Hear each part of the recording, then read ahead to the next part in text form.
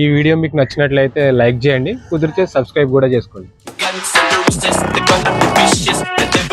వేల మాధురి మంచి pre plan తోటి హౌస్లోకి ఎంటర్ అయ్యారనిపిస్తుంది. ఎందుకంటే ఆమె ఫస్ట్ టార్గెట్ ఏంటంటే వీక్ పీపుల్ని direct face to face handle చేయడం. వీక్ పీపుల్ అంటే బయట ఓటింగ్లో వీక్ ఉన్న వాళ్ళు, దివ్య కానీ రీతు కానీ, వీళ్ళని direct face to face handle చేస్తుంది. వీళ్ళని హ్యాండిల్ చేసే ఆ విధానం అయితే ఉందో అది చూసి మిగతా కంటెస్టెంట్స్ కూడా ఈమెతో ఎందుకు గొడవ అనేటట్టు ఇంపాక్ట్ క్రియేట్ చేస్తుంది. అండ్ ఇంకొక ప్లాన్ అంటే తన స్ట్రాంగ్ పీపుల్ని దగ్గర పెట్టుకుంటుంది.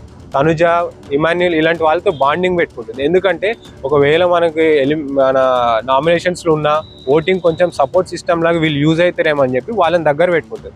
ఇప్పుడు మన దివ్యాని, రీతుని ఇలాంటి వాళ్ళ మీద రైజ్ అయినా కూడా ఆల్రెడీ వీళ్ళకి బయట కొంచెం నెగిటివిటీ ఉంది కాబట్టి ఈమె ఎక్కువ ఎక్స్పోజ్ కాకుండా ఉంటుంది అనేది ఇంకొక ప్లాన్.